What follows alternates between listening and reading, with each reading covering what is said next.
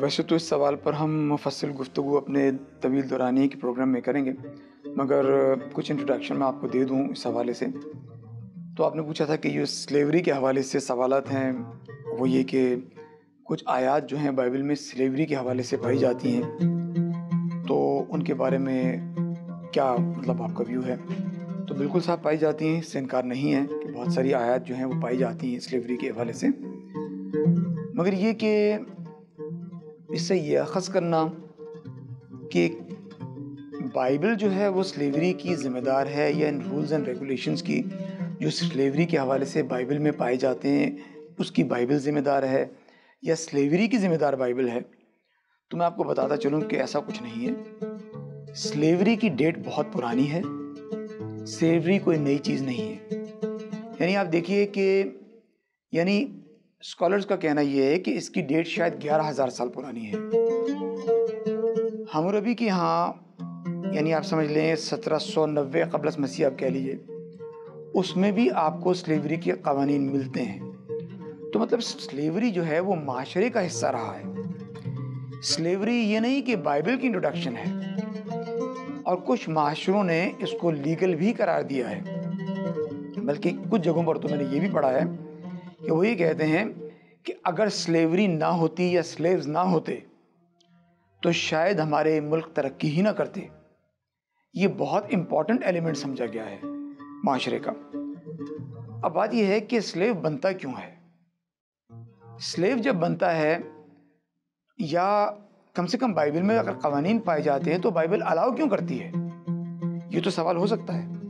اگر یہ سوال ہو جائے کہ سب بائبل نے اسے فاؤنڈ نہیں کیا، بائبل نے اسے قائم نہیں کیا، تو بائبل ایٹ لیسٹ الاؤ تو کر رہی ہے، اس کا کیا جواز ہے؟ دیکھیے بات یہ ہے کہ بہت ساری چیزیں معاشروں میں انڈکٹ ہوئی بھی ہوتی ہیں، ان کو خدا ایک دم سے جو ہے ان کو ختم نہیں کرتا، اس کے کچھ اپنے ریزنز ہوتے ہیں۔ آپ سوال اٹھا سکتے ہیں کہ صاحب خدا ختم کیوں نہیں کرتا؟ تو بات یہ ہے کہ آپ دیکھیں کہ پوری دنیا میں مثال اس طرح سے دے سکتا ہوں کہ پوری دنیا میں گناہ پھیلا ہوا ہے۔ کیا خدا کو گناہ پسند ہے؟ وہ گناہ پسند نہیں کرتا، مگر آپ دیکھیے کیا وہ تمام گناہ کو روکتا ہے؟ تو آپ کا سوال یہ بھی ہونا چاہیے کہ پوری دنیا میں گناہ پھیلا ہوا ہے، پھر وہ گناہ کو روکتا کیوں نہیں ہے؟ تو اسے روکنا چاہیے گناہ کو۔ اگر وہ روکتا نہیں ہے تو اس کی کچھ مصلحت ہے۔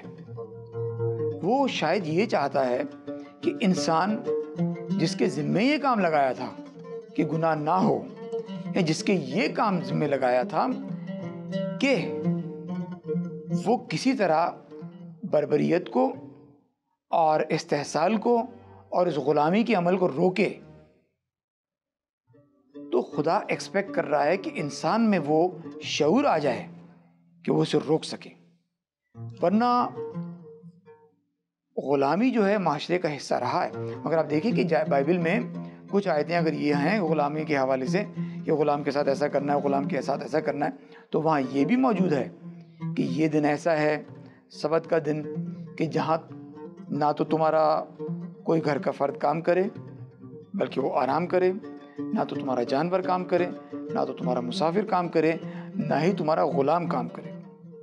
تو معلوم ہوتا ہے کہ بائبل نے دھیرے دھیرے اس ایلیمنٹ کو کم کرنے کے لیے انسان کو ریئلائز کروایا، کیونکہ اگر خدا تفریق کرتا اور وہ یہ سمجھتا کہ غلام رکھنا جائز ہے تو وہ کبھی یہ نہ کہتا کہ میں نے انسان کو اپنی شبیہ پر اپنی مانند بنایا، کیونکہ جب اس نے یہ کہا کہ میں نے انسان کو اپنی شبیہ پر اپنی مانند بنایا تو یہ ایک والہانہ اقرار تھا کہ سب انسان برابر ہیں، چاہے وہ عورت ہو چاہے وہ مرد ہو، سب برابر ہیں۔ تو لہٰذا وہ کبھی بھی غلام رکھنے سے خوش نہیں ہوتا۔